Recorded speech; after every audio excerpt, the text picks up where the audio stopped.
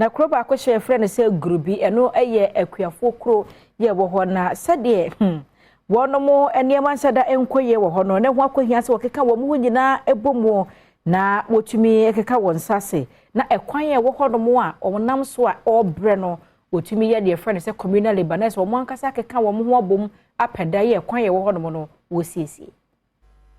Kromafa womu ewo Grubi ye no wo crashing tomorrow mesene ne mu ewo ti mantam ne mu eneka wo ho boma Grubi papeti akwantempon a edidi mu ade kwachendari asotutu no womu esiesie Adom Kasee ne mabia wo Grubi edi nkomo no womu kire se esanse kwantempon ne shodanti aponente no amana ye den dema womu se wo no ba ye wode bekokro foforo so akoton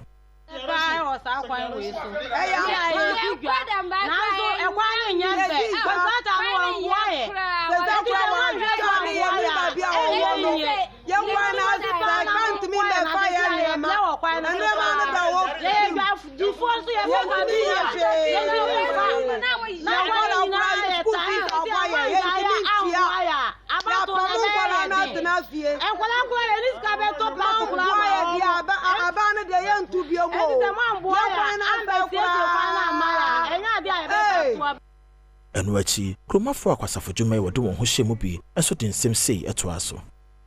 We are very happy working here as a Grubi community. We are trying to put our road on shape. What it means is that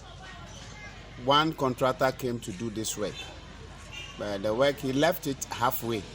without gutters. They only created a road without gutters. Government, we are waiting for you to come and help us. The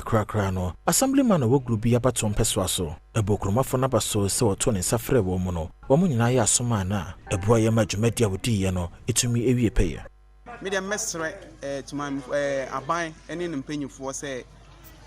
omo hwe kwan no na omo ye omo mboaye because enya sa 2024 de ye se aba ne de ye nto even me ni ukasa enura na jo hwene asi wo brai kwan so omo korobe VIP. The same thing eba be si chendere to Grubi. Wo hwe ye kwan na the same thing eba be si because kwan nye obi afa ontimi nko speed enti no anrobes anya advantage no mo de wia enti mesre NGOs no eni mpanyifo no mo